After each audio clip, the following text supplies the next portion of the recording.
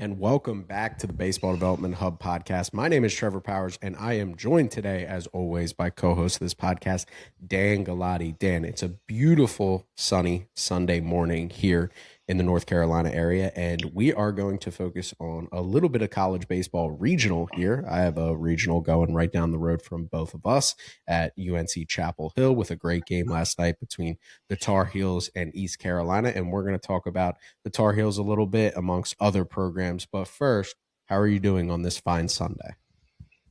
Doing well. Summer started. Fun time of year. You got Major League Baseball in the thick of it, and you got college baseball playoff time. So it's a good baseball time of year. It's a fun time of year in general with summer starting, schools out.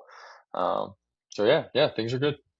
Yeah, for those that do not know, Dan did help me move on Friday. Long day. We enjoyed some good cheesesteaks down at Reno's. Pretty The good. wife and I moved up to Durham, and when you say school is out, it is a complete change of pace from Lillington to the neighborhood that I'm currently living in Durham. Every 5 seconds, somebody's walking by, kids playing in the streets, riding bikes, riding scooters, compared to what we previously lived in, which was quiet as all get out, but our dog still found people to bark at. So I wanted to extend my gratitude to Dan for helping me. But you are right. Summer has started. People are outside. People are really enjoying it. And a lot of the baseball community, specifically college baseball community, that kind of circle on the calendar that starts the summer for real is the regionals. And the regionals are such an entertaining baseball viewing package, and being able to have squeeze play and all the games basically going from 12 noon to basically 2 in the morning, because of course we play a ton of them in the Southeast, and there's rain delays galore and all of those different things that go on that are kind of par for the course with college baseball regionals. Dan and I aren't going to go box score by box score here. Our good friends at the College Baseball Show, other companies, do a much better job of truly breaking down the weeds of what's going on in the regional. So if you want to learn more about these programs, go listen to them. What Dan and I are going to do is we're going to discuss this regional and how it's gone and how traditionally it's gone over the last years from our perspective. And what the reason why we want to say that is because there are upsets in college baseball regionals, and it always is kind of entertaining to see national seeds or top 16 seeds lose to 4 seeds, and it's what makes the college baseball postseason entertaining. And I think it's a really interesting crossroads that we're at in college baseball because of the transfer portal, because of the ability to pay players, because of these gaps, because of roster sizes decreasing, but also not decreasing at the mid-major level, which opens up opportunities for players to take over those roster spots. So, Dan, as I kind of outline that, and again, we're going to get into a couple different topics here on those specifically, what are the first things that come to mind that resonates with you when we talk about upsets and those things that happen in a college baseball regional? Yeah, I think that there's a lot of talented baseball players out there, as simple as that sounds. But baseball is an any given day type of sport. You can get beat. We talked about it, I think, last week. I think I said the same. Momentum's only as good as the next day's starting pitcher. And you can run into a good arm at any level, and that'll keep you in the game. And then you just need a weird thing, a bloop, a blast, one big swing, whatever, to, quote unquote, upset. Um, and I think that some of the factors that you mentioned, as far as decreased roster size at the upper levels, um, the talent's spread out. And in all of college athletics, because of NIL and now like reach to recruits, um, and talent is spread out across college sports in general, because of transfers, and everybody can kind of pay at the top levels. And because now, if you're a school located in the Southwest and there's a really good player on the East Coast, in the past you probably, or you may never know that kid exists, right? With how much smaller the world is due to social media, you can now kind of recruit nationally no matter where you are, especially if your brand's big enough and you have the resources to entice those kids. So I think that kind of plays into it a little bit. I think all of those things factor into it. Before we get too deep into this conversation, I'm going to hijack the show real quick. How much recruiting do you think goes on at these regionals? Oh, I mean, I know for certain it was a friend of ours, a friend of the podcast. It's probably not that hard to find out who it is. Played in the UNC regional 2 years ago, and there was a pitcher and a catcher who were all Americans over the last 2 years from a Southern Conference program, and they were in the same regional as LSU. And their ace, the Southern Conference pitcher of the year, goes out there, shoves it against LSU or whoever was that weekend. I think he started game one. So yeah, it was LSU because they were the three. And that kid played the last 2 years at LSU. Their catcher as well, who was actually one of the big major conference players of the year. He was enticed to enter the portal. He ended up at a different spot, but they had multiple kids. And I remember putting out a social media post that, is it almost beneficial to not make the conference or the NCAA regional as a really good mid-major program, because you're just giving evaluation opportunities for these bigger programs to just go and look at your players and be like, wow, we really like that arm. He made our offense look bad. And he was like, yeah, that's exactly how it went. Right. He threw game one against LSU and they were like, go get you an agent, boy, because we're going to get you paid. And he was really good at LSU and really good power conference reliever the last 2 years. Obviously won a national championship with them last year. But yes, I have it on good authority that is happening. Well, it's funny because one of those things where I feel like I'm trying to put myself in the position of I guess you would call them like the mid-major programs. Like if I'm a Sun Belt coach or Conference USA coach or any of these programs, right? And you're going to these big time places and the lights are brighter and obviously the fan bases are packed and that's going to be enticing and you want to get there. So, your point of, is it better to not make the regional? Like, no, because that's your goal. You want to make the regional. You want your guys to have that experience. That means you're successful. That's your reward. That's your token for doing a good job, building a program, putting a team together. And like, it's just different. Like, because you could go into it and be, spiteful and angry, and you could let it bother you, and you could let it, throw you off, and you could him and haw on it and not get over it. But I don't know what that accomplishes. It accomplishes nothing, right? Like if you hold it, like you kind of just have to accept it. And I think it's way more of a year to year sport now. College athletics as a whole is more of year to year as far as your roster goes. You used to recruit for 40 years, right? The old, what was the old sayings, like we're not 4 years, we're 40 years. Well, like you're not even four anymore. No. You're kind of more year to year, no matter what level you're coaching at. Because things can change so quickly. And so I would have to imagine that like it's a compliment to you and your program and the coaching job you've done and what your coaching staff has done and what your players have done. And it's probably one of the harder compliments to take because you're losing the conference pitcher of the year who would be coming back. And like, you're like, if you're sitting there in your office and you're getting ready to head to a regional and you're looking at the board of who you guys are bringing in and who you're losing, and you're like, well, we're going to have this kid for 2 years, and you're like, oh, we're set up pretty good. Our staff could be better next year. And then that kid's out the door. Like, you can't look at it that way anymore. You kind of have to understand going into it because you don't want to miss out on those opportunities. You want to be able to take your program to this stage. Like you said, I think this time of year specifically, when you get to regional, super regional in Omaha, the eyes and attention of baseball fans kind of turn to college for more than in any other point during the year, during the calendar. And you don't want to rob your program and your players of that opportunity to play in not only in front of those fans that are at those locations, at those fields, that big time environment, but you want them to be able to play on TV in front of them on ESPN and have those eyes and attention. It's just like a side effect almost, right? Like, it's like, what are the side effects of this prescription drug? Well, you're going to get, the accomplishment, the rewards, and it's going to give you what you're searching for as a coach, and even if it's not the end all be all, of course, but like, you want to be in those settings. You want to play competitive baseball at the highest level. The side effect is you might lose your pitcher of the year because he goes out there and shoves it up an SEC school's butt, and they want him next year.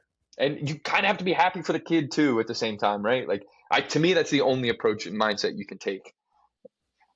Yeah, you mentioned it there at the end. I think the best programs and the ones that are handling the new age the best at the mid-major level are utilizing that as sales opportunities to find the next individual that's going to kick up, right? No different than we've always seen programs selling professional baseball major league opportunities. They're just now utilizing, hey, we've sent 7 kids to Power Four baseball over the last 3 years.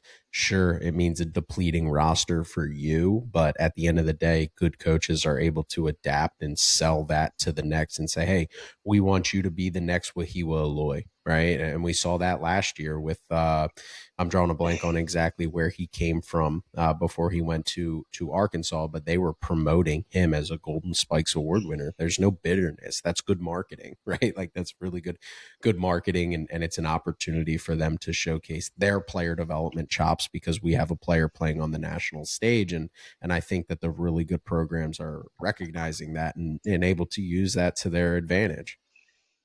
Yeah, and I don't want to like. Don't get me wrong. I understand that.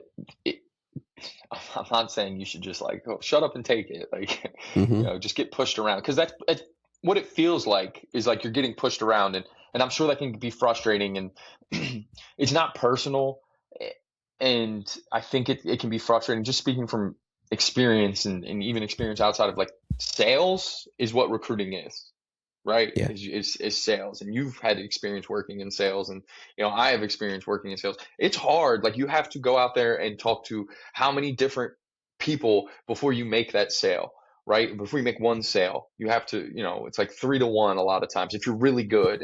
And same thing in recruiting. Like, so to have to constantly be backfilling, and when you get a guy who's really good and you feel like you don't have to worry about that, like to then have to just like constantly be backfilling, it's hard work. It's draining work because it's not an exact science, right? It's not building a house where it's like, okay, you put you put the studs in here and then, step, step, step, step, step, and you have a house, right? Like there's not exact science. This kid's going to come here because of this, and you have to do, and he wants you to sell him on this, and this kid this, and it's different, and it's not always direct, and so it can be frustrating when guys are just getting plucked off your roster, I'm sure, and getting plucked up. Again, it's almost like you feel like you're being punished for being successful. But the mindset you kind of have to have, in my opinion, if you want to survive it at least, because it'll drive you crazy. I would imagine if you're going out there and you're constantly in a regional as a mid-major team, and every year whatever site you're sent to, if you're not hosting, is just plucking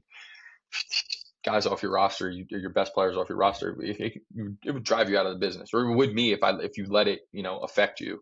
But if you go into it with the mindset of like it's a compliment, and that's just the way it is now, and again, like you have to, hopefully you've built a good enough relationship with those kids where you can be happy for them. Because again, I don't know what, everyone's different, but like if you're not paying them very much, or you're not paying them at all, you just have a scholarship, and then they get a chance to go make some money to play the game they love. Like you did a good job, because at the end of the day, it's what you're trying to do as a college coach, getting them to the professional level. So it's kind of the same thing. Like you're successful in that.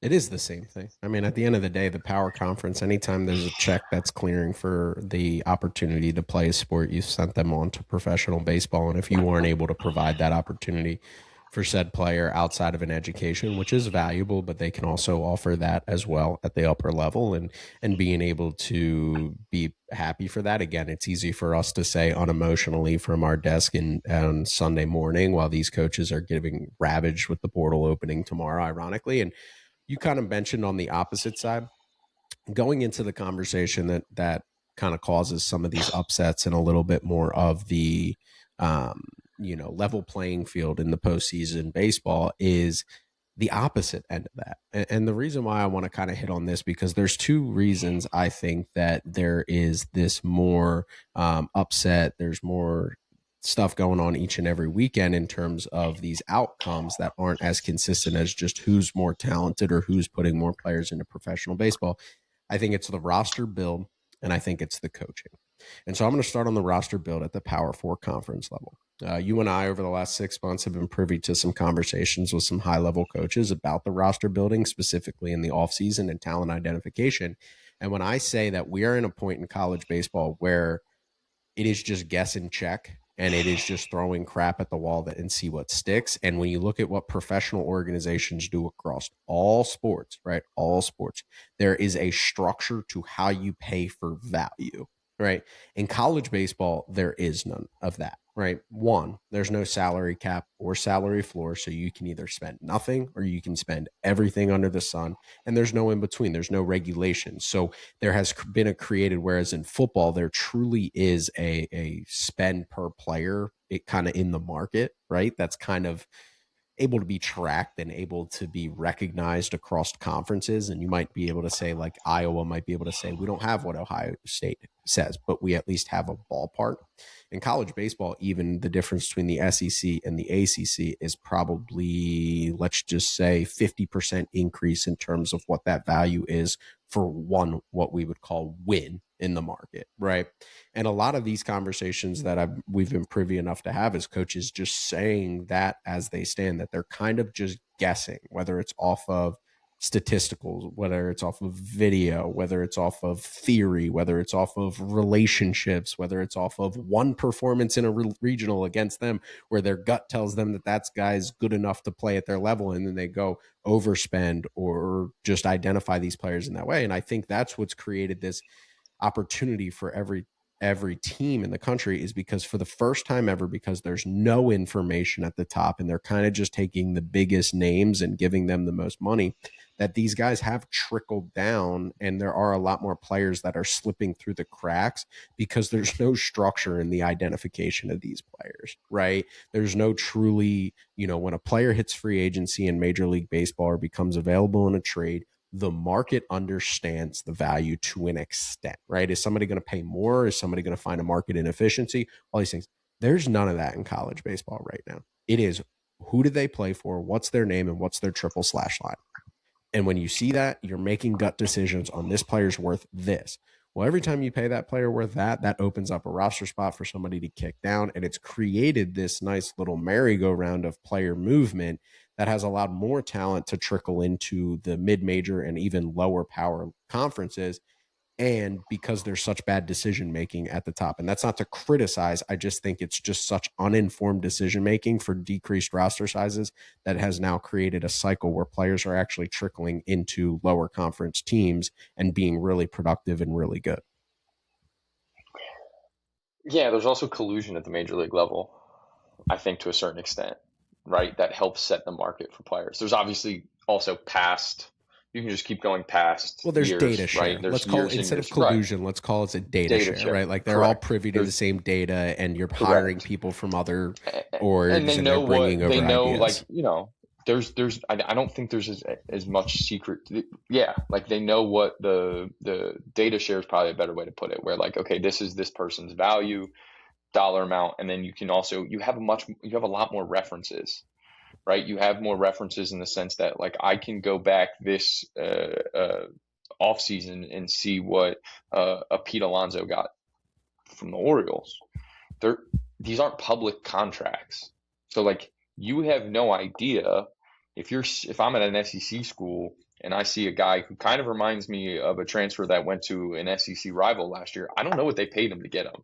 Like you said, you just kind of have to guess, and you kind of are word of mouth. You're trusting word of mouth, and you're trusting, like you said, gut feelings and maybe some relationships, and you're putting a lot of weight in an agent telling the truth, which, again, unlike Major League Baseball, where a lot of these agents are certified, and like some of the agents you're dealing with at the college level is this kid's uncle or his dad, or I don't know, his high school friend, and it's like you can't trust everything you're hearing, and it can be tough. And like you said, the point you're making of that, it has allowed players to fall through the cracks, I think is fascinating, because most people will look at it and think that we're shrinking mid-major talent because of the fact that, well, if you're good, like the example we talked about where a kid goes and pitches really well in a regional, now he's bumping up.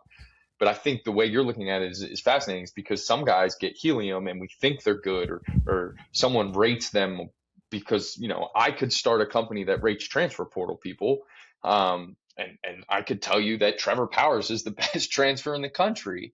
And if you trust me, and I would be wrong on that. No offense, Trevor. I would be absolutely dead wrong on that. But if someone trusts me and an SEC school wants to offer you money, then you go there. And so, now maybe the kid that I have ranked 50th, who truly is the best one, could fall through the cracks. So I think that's an interesting way of looking at it. And I hadn't thought of it that way, as far as like that's one of the causations. I also here's I want to ask you this because I think this is part of the equation too. Is like we call them upsets when Milwaukee's 2-0. Are we good at ranking? Like that's my question. Like that I think that also plays into some of this sometimes is like I don't know how true some of these upsets actually are. Just because they're seeded differently on paper, they're technically an upset. You're absolutely right to call it that. No doubt about it. And sure, when UCLA loses, they they're the best team in the country. They have been all year. They've been the most consistent. That's an upset. But like some of these other ones where you find these 2-3s or maybe some regionals as you go down that we're calling them upsets, how good are we at truly ranking these 64 teams to call them upsets is my question. Because how many people who, did the committee watch Milwaukee all year? And I know the record's not great and they're 2-0 and maybe they're a bad example, but like, what do you know about that program? What do you know about that team that, we rank them and you could even say this and the main part of my point is because there isn't as much. You're not watching all 56. Like we watch all of these college football games. When we're going to pick 12 teams to put in college football, it's a little bit easier because you're following them all year. There's a lot more media coverage. There's a lot more everything. There's a lot more eyes. The evaluation. Did they even get it wrong at that level? Sometimes. So it's tough at college baseball, and I wonder how well we are, how good of a job is being done at actually ranking these teams to truly call them upsets. Does that make sense?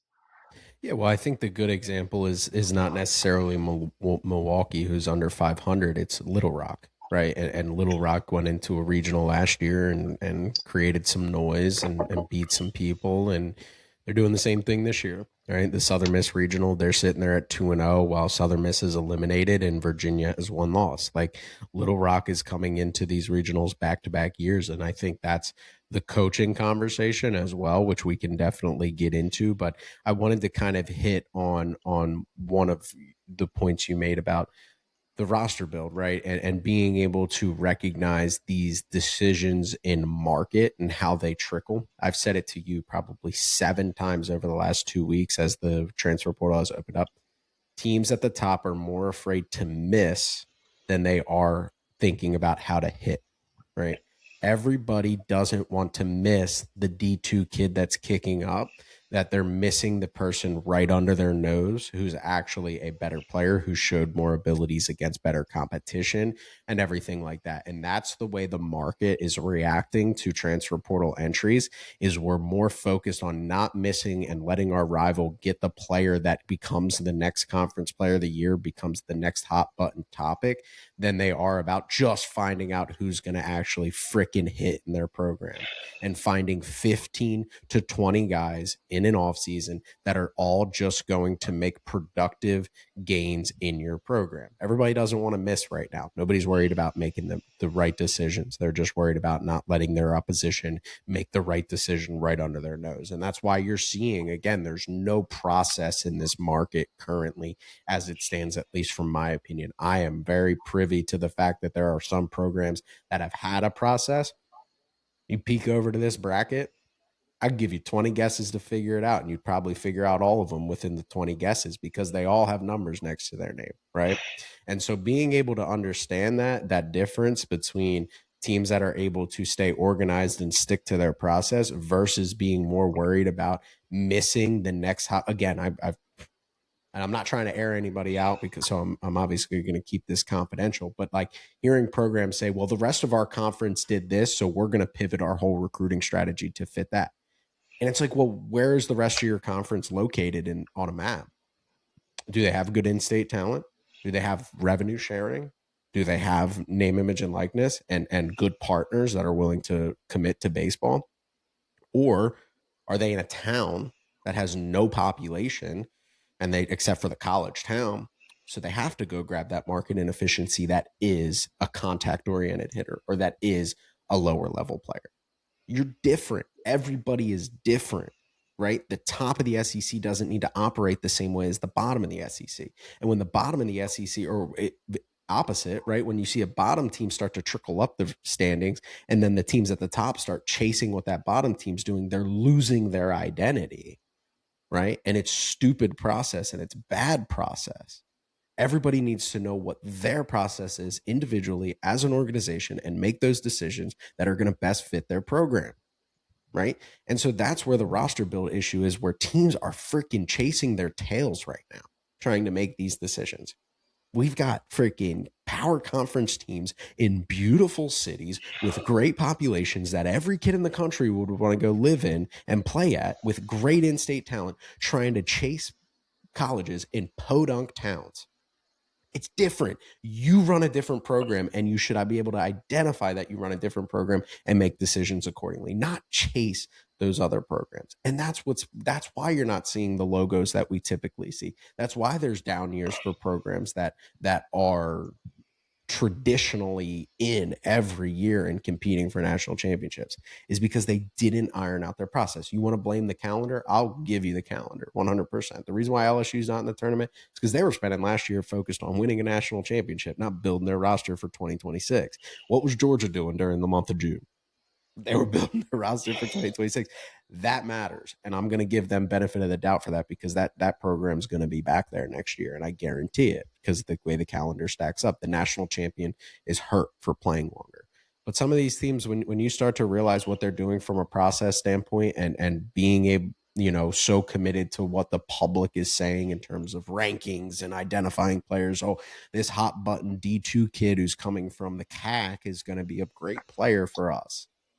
It's not guaranteed, right? We need more information to make those decisions, is all I'm trying to say. And I hope I said that in an eloquent enough way that I'm not offending anybody, but it's something that I've just, like, when we look at these results don't surprise me, because I'm not surprised by how these rosters are built, that they're not the most streamlined, organized. And then the ones that are dominating, that have dominated the regular season in the new era, that have dominated the postseason through 2 days, they have a process and they stick to it, and it's a really good process.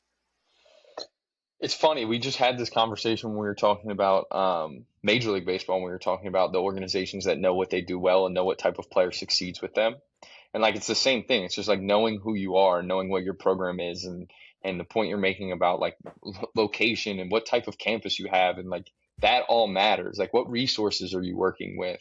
That all has to be factored in. And I think it's hard because, again, like, they're to give all of them the benefit of the doubt. Like, they're searching in the dark, and the rules are constantly changing, and like, so the process is hard. But the ones, like, you're right, the ones who have experience at the big league level, uh, Georgia, right? Coach Yes. Johnson, who comes from the Minnesota Twins, and like, look how good they are now. Like, he's dealt in these waters a little bit. He saw how it worked when he was with the Twins. He understands how big league orgs do it. And your point to, like, give a comparison, it's like, if the Yankees try to mimic the Rays process, you'd be like, what are you doing?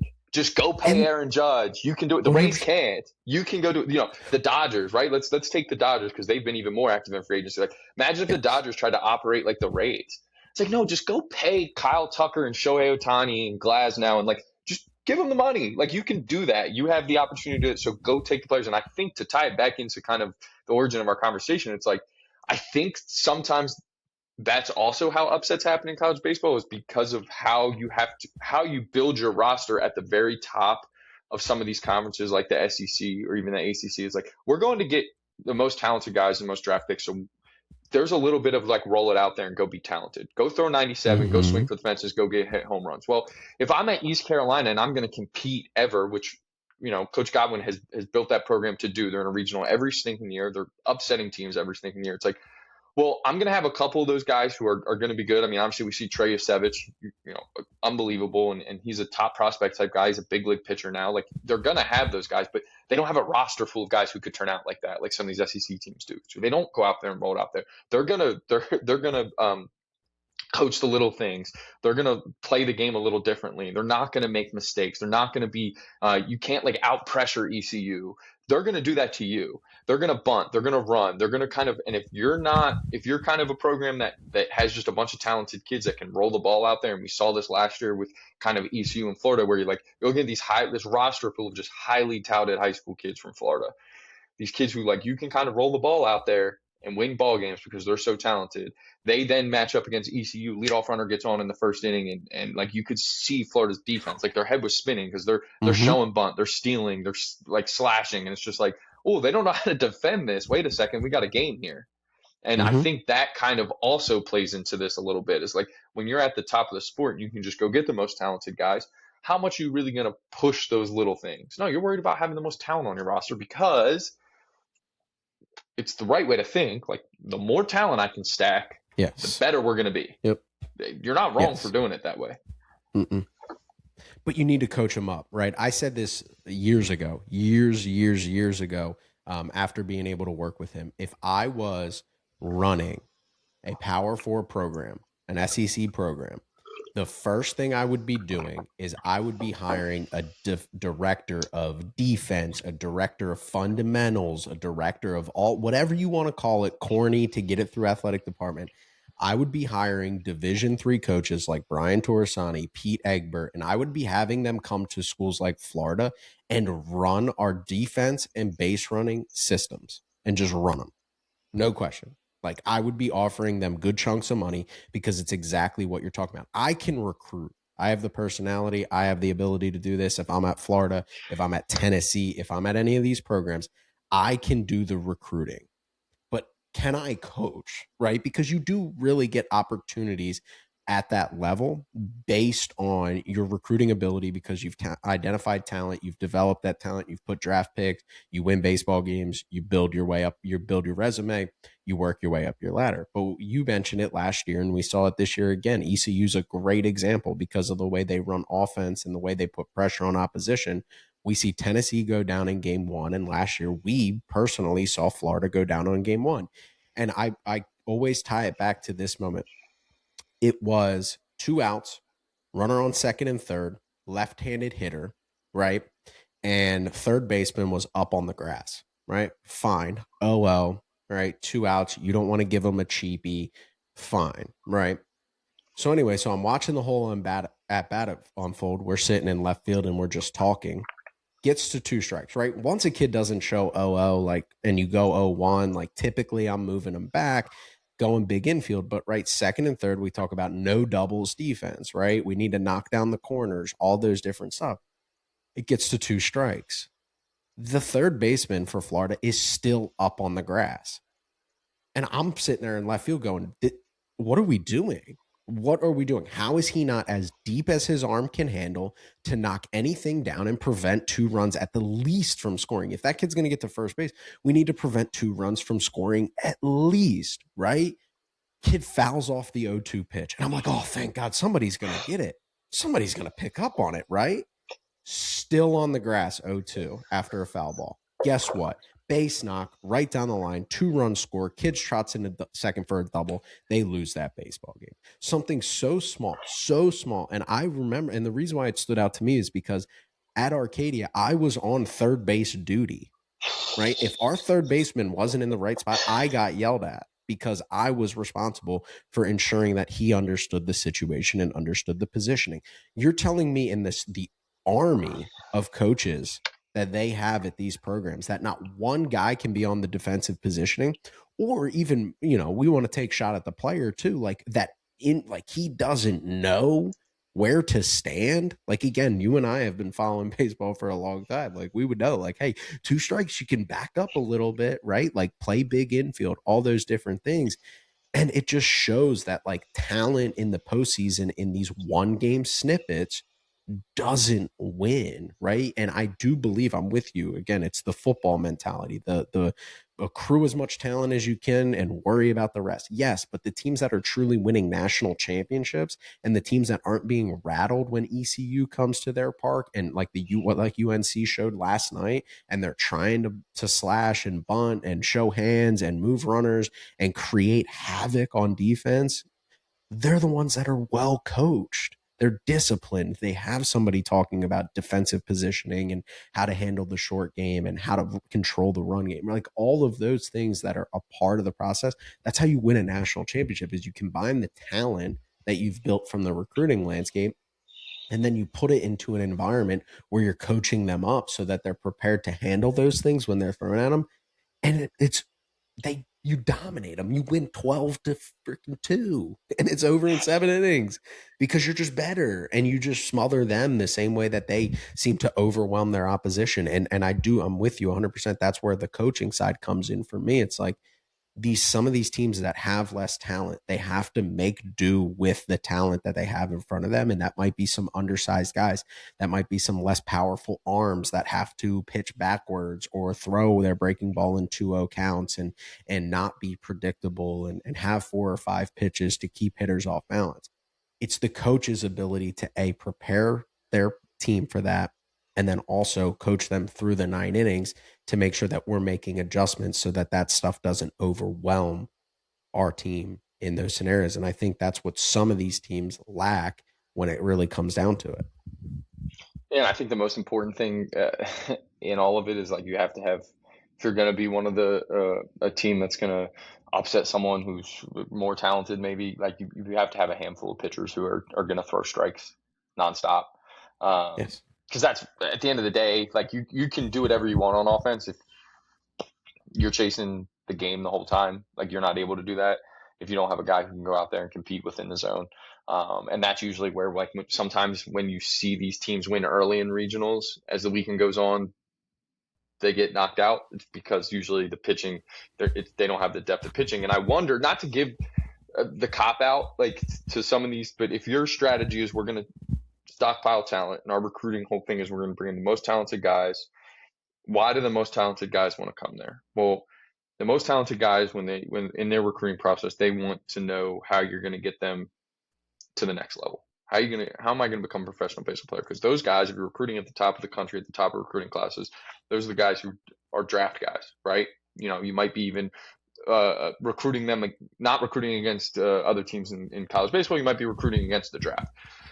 Well, we only have a certain amount of time when we get those guys on campus to coach them. What are we doing then? Like we're maximizing their talent. We're trying to take that talent wherever they come at, and we're trying to maximize it. So then we can send them to the drafts, and then we can turn around to the next group and say, "Look, how many guys just got drafted off our roster?" Well, what do you cut now? What do you cut out when you're spending your day in the labs, when you're spending your day, building and maximizing the talent? What do you cut out? I'm cutting out bunt defense. I'm cutting out. So you see how it happens, right? Like it makes sense how it can happen, and I understand where you're coming from because again, it is hard. Like, I've said this 900 times on here. I'll say it again. One of my favorite questions to ask the head coaches when we get a chance to sit down with them is like, how do you decide what's most important today?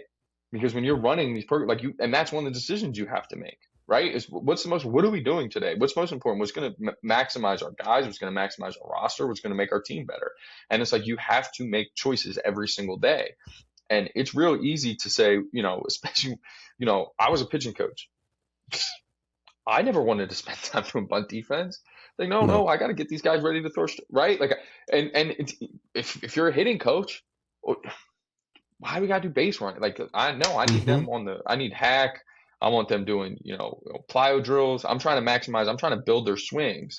And I think the best at it, do it all and find time to do it all and know how to schedule it out to do it all so that the fundamentals are there. And it's funny because the fundamentals get swept under the rug at every level, right? And like you look at some of I think when you look at Major League Baseball, Dodgers are supremely talented, but Dodgers don't beat themselves either. Like it's hard to find a game where the Dodgers like didn't run the bases or didn't play defense well enough. And you can look at other sports and it's the same thing. It's like the teams that win, they have the talent obviously, but then they also do all the little things that are involved with whatever sport they're playing, the fundamentals of the sport. And you have to find the time, but it is easy to see a scenario where it's like, well, again, I have all these talented guys. I'm trying to maximize their talent because that's what we're recruiting off of, and I'm trying to get them to the next level. So we're going to spend our time doing individual player development, and those fundamentals kind of take a backseat a little bit. Yeah, and I think me and you are biased because our background is in small schools, right?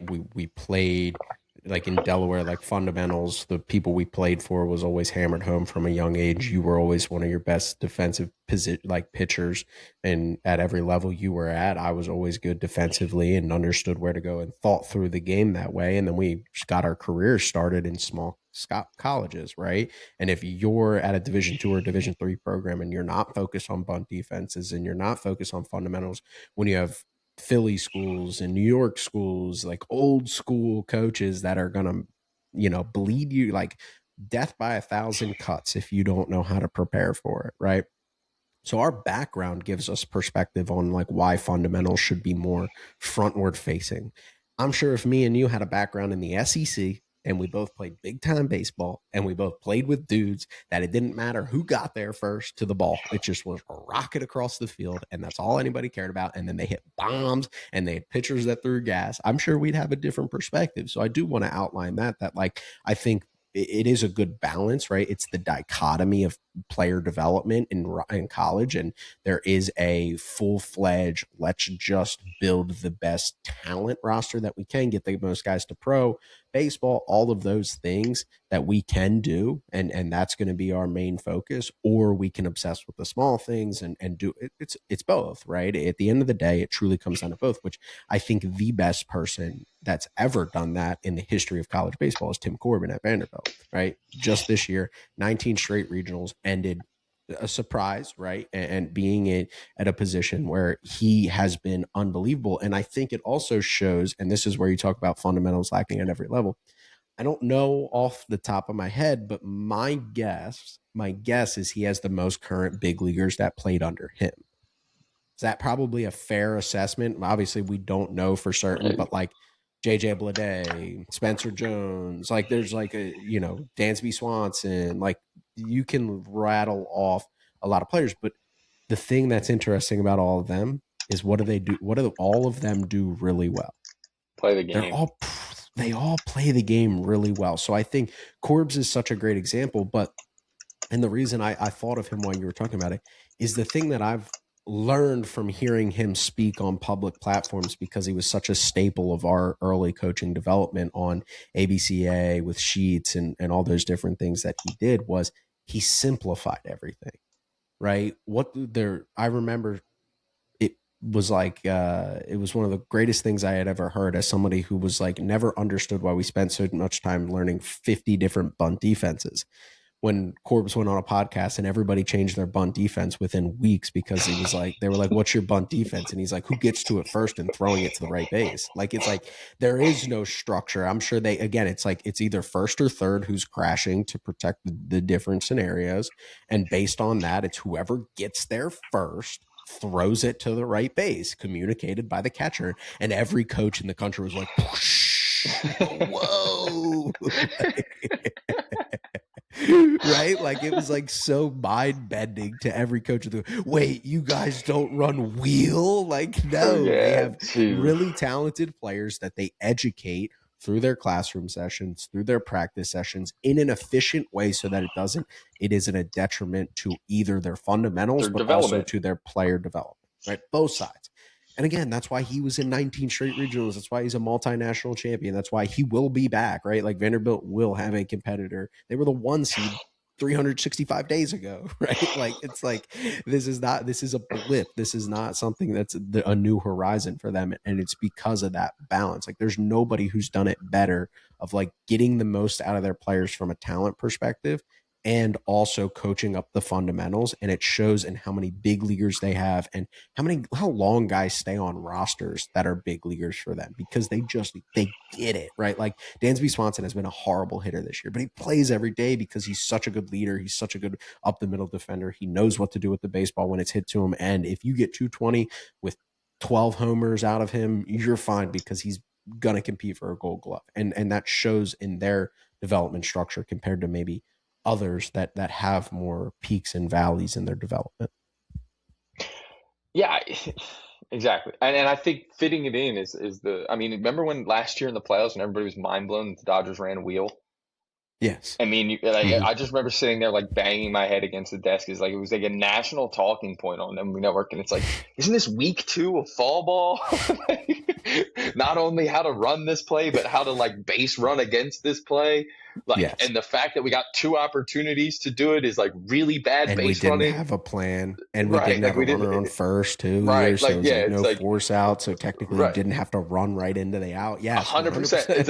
It's like, how is this? Why is everyone like, why is Bill Ripken on my TV lecturing me right now Oh on MLB Network? Like, I didn't play yeah, that high of a level of baseball. And like, I knew how to do this. Like, I thought this was embarrassing. Like, hmm instead, we're just lauding Dave Roberts for his like baseball genius. Like, I would have loved to, if we ever get the chance, like, I will have to bring that up to Tim Corbin and be like, did you see that? And just like laugh, like chuckle to yourself that like all of a sudden the Major League Baseball universe thought Dave Roberts was some kind of like was like Abner Doubleday for creating a wheel play, and like it's something that's like it's the wheel play. Like every single Division III program has a wheel play in their back pocket that they're going to pull out and sometime. They runs even it have like all the time, and like the they Matt also have like Freedom. You are wrinkles getting to caught it. off guard. Yeah, exactly. Like And you don't there's get caught off guard to wrinkles. a wheel.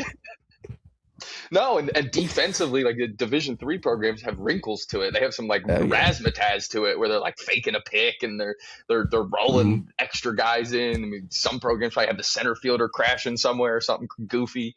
So I just think it's funny because it is the Major League Baseball kind of model is a little bit more what you see at the top of college baseball, and again the best, like you mentioned, Tim Corbin and Vanderbilt and like in LSU, like it's like we weren't gonna. I mean, Well, Trey Phelps, to their LSU, one of the most historic plays of all times, is an unbelievable defensive play by Trey Phelps I was just in that Paul Skeens not Trey versus Rep Phelps. Lauder game. Trey Morgan. The I do this all the time. Trey Morgan. Yeah, Morgan. yeah, Yep. Trey Trey Morgan. Morgan. Yes, I was just Crashing, about to bring that glove up. flip. That's how you win a Unbelievable national play. championship, right? Unbelievable. You want to win 45 games, go build the best talent roster because it's different. And that's what regionals also brings out in teams is there, it's different playing 3 games in a weekend with 3 set starters and then having to, do we pitch our ace in game 2? Do we bullpen game 1? Are we a 1 seed that can get by without pitching our top guy? When do we use our 3 starter? Do we use them in relief in game 1? Do we use them in, like all of these questions that these coaches have to answer for 5 games potential stretches of baseball. It is super, super impactful because you aren't just able to chalkboard your rotation up like these guys do through the regular season, and it makes it different, which is why it's like, to me, the college baseball postseason, I had somebody ask me this question, and I feel like I say it every year at this time. There's a regional, which takes one strategy. There's a super regional, which is your regular season, and you see that with super regional results. It's chalk how regular season unfolds. The better team wins because we're able to go and write out our rotation. We're able to roll our bullpen guys. Okay, if we get our best reliever on game 1, we can roll them back for game 3, right? Like all these different things that they used all throughout the regular season. The teams that get to a super regional, it's always the best regular season teams more times than not that win. And then there's Omaha, which is like, you need Mayhem. ace. You need some guy who pitched 12 innings like Devin Sheeran last year who comes out of the bullpen. It's like, who the frick's this gangly dude coming out of the bullpen? And it's like, oh, here's 98 bowling ball sink with the best slider in the country. And it's like, this dude threw 12 innings for you guys. This dude is a mutant, right? And that's why the talent combination in Omaha typically is the winning formula. But regionals is mayhem because there is no structure, right? And you have to Well, put pressure on guys, and guys have to step up that typically don't play because in your scripted, right? Again, Parker Fleming, college football analyst, like, okay, now that the scripts are out the window, let's see who wins the football game. It's the same thing. Regionals, the scripts are out the window. Super regionals, the scripts are here. Omaha, to a certain extent, with rest days, it's a little bit more scripted, but you do get in that midweek where you really need to expose your depth. But typically, teams are ready to handle that, and you can overextend guys. Regionals, it's the wild, wild west because it's like scripts are out the window. Let's go play ball. but you go into it scripted. That's the thing. It's Mm-hmm. like because if Yeah. all goes according to plan, you're playing 3 games Yep. just like your normal Three regular games. Yeah. season thing. So it's fascinating when it's like, okay, you win game 1, that's great, and it's like then you lose, and it's like, oh boy, or you lose game 1, and then it's like we got to play 5, and like so that is where it gets like because the scripts get thrown out the window after everyone's already still written out their script for 3, and then I think you make a great point is then some of these teams that maybe upset their way through a regional, they go into it thinking they can game the super, and the super is like, no, it's the best of three. This is a weekend series. This is what the big boys have been doing all year. This is just normal. We're going to go Yeah. out there and we are going to roll it out there a little bit more and just play ball. And you're facing the same opponent, so you can, yeah. And then Omaha's just to me, Omaha's a lot more of like everyone's so talented typically when you get there, maybe outside of like the one Cinderella team, but like it's like, all right, who are the best teams, and then where do the bounces go? Yes. Every time. If you get the Every time. bounces that And when week, you then yeah, yep. hmm Yeah, and I mean, again, it's and being able to roll your starter twice, right? Like you mentioned, we were talking about this off record. It's like, what's the difference between Omaha winners and teams that get ranked but then lose in the regional? It's like, oh, it's nice to have Cade Anderson who throws twice. Like not exactly rocket science there. Like Coastal Carolina, it's nice to have Cam Bluke throw twice, right? Like when you get to that point, it's like you're gonna need a mutant. Right back 2 years ago, it's nice to have Paul Skeens throw twice, Ty Floyd to follow him up. Right, like you have a 1-2 punch when you get to Omaha that you can rely on and roll guys out. Again, you're gonna roll them out on short rest, but the adrenaline of those moments, the competitive nature of those high level starters, typically going to take over. But that's why talent typically wins and come Omaha, and specifically talented combination of depth and top end talent, but also fundamentals because of the spacious outfield and being able to do different things offensively, which is probably the biggest pivot point in the college baseball postseason is when your offense has to change, which like if we're out like looking ahead, like, I think Georgia's in a great position now. They went 2-0. Boston College, if they beat Liberty this morning, could put a little bit of pressure on them tonight because of their offensive system, but I think they'll be able to handle it. Super regional, they're used to that, right? They're going to line it up. Joey's going to throw game one. They're going to have Caden Aoki bouncing between rotation and bullpen, probably provide them length. They'll be fine. When they get to Omaha, because they're so offensive friendly and the confines of Foley Field, it's like, okay, let's see it, right? Like, and really big boys have to go big fly in Omaha, and it doesn't happen as frequently. So it's a completely different offensive game. And then you maybe look at some other programs. Auburn's not as powerful as Georgia is. Maybe their opportunity might come in Omaha because they're able to utilize some different things offensively and those conversations, which is, again, it's fascinating. I think it's really fun to look at and see, because really the college baseball postseason does map out with 3 different styles of play, right? It's like imagining having a triple option air raid and a pro style. Like that's how the college baseball pro, like that's how opposite each and every weekend is from the other, is like they are all a different style of play, and winning in those scenarios all requires a different style, and it's a war of attrition by the time you get to the end. yeah, it's what makes it fun and entertaining, and it's what makes regionals the best because it is so chaotic when you get to regionals, and then like you said, when you get to supers and you see like, oh, okay, like you kind of know, you can kind of almost pencil it in. It's rare for there to be an upset in the supers, but that's what makes the regional weekend specifically, because there's so many teams involved, and like you said, it's just nonstop baseball and chaos ensues. Yep. 100%. 100%. It's a lot of fun, and the mayhem of weather delays, which is just, it never ceases to amaze me. Here's the thing I'll leave you with. People are finally starting to crack the code of what I would call common sense. And I believe it was Texas A&M decided to play the early game. Stop playing night games as the 1 seed on Friday. Stop it.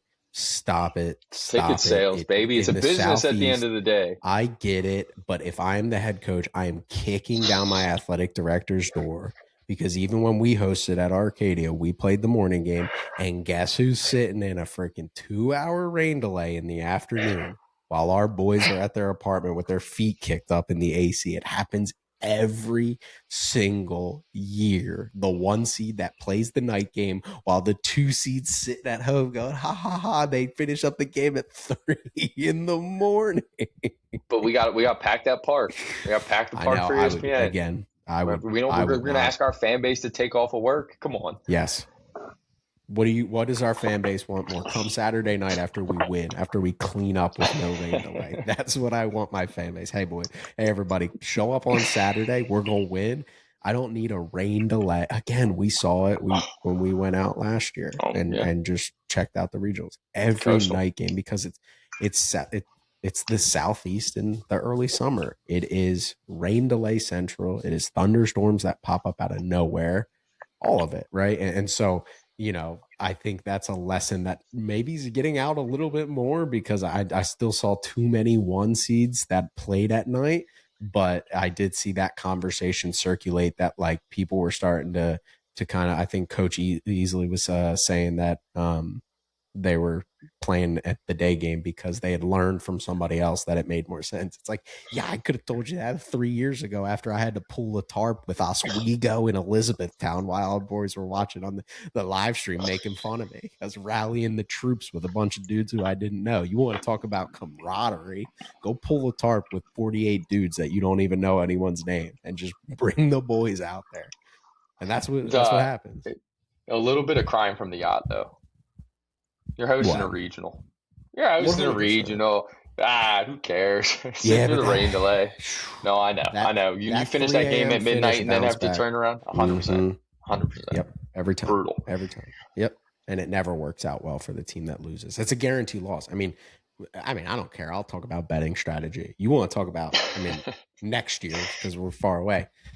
The rain delay loser playing that early sleepy game, and maybe we get some of those going into Monday. You get that sleepy Sunday morning, sleepy Saturday morning, the house on the team that's well rested. And if they end up squeaking by that game, the house on the team that's well Oh yeah. rested the next night, because they just had an adrenaline dump in the morning and they're going to come out. And I get whatever alt line 10 plus don't matter. Seen it too many 17-2 scores after that team played a late game the night before, bounced back, and then play the night game the next night. It's like a guarantee, like 17-2 finish. That's a tough turnaround. Dude, it's so funny because me and you have these conversations, obviously all fair, but like we can sometimes you can actually paint it, and it's literally an annual tradition that these things happen that way. Like it's like, yeah, like college baseball is pretty traditional in the sense of like those types of funny scenarios that we laugh at. It happens way too frequently for to not like recognize it as a trend. So all right, Dan. Well, appreciate you taking the time here. Obviously, we'll wrap up, and for any listeners that are still tuned in, college baseball, like we mentioned, if you want box score, regional by regional breakdowns, our friends at the College Baseball Show, they're the go-to for that. They do a great job for free. Crazy concept in the college baseball space, providing free media content. But if you're still listening to this, make sure you smash that subscribe button. Backside Ground Balls Media, Baseball Development YouTube. Follow on all podcast platforms. We're continuing to post weekly episodes, and that'll do for this episode of the Baseball Development Hub podcast.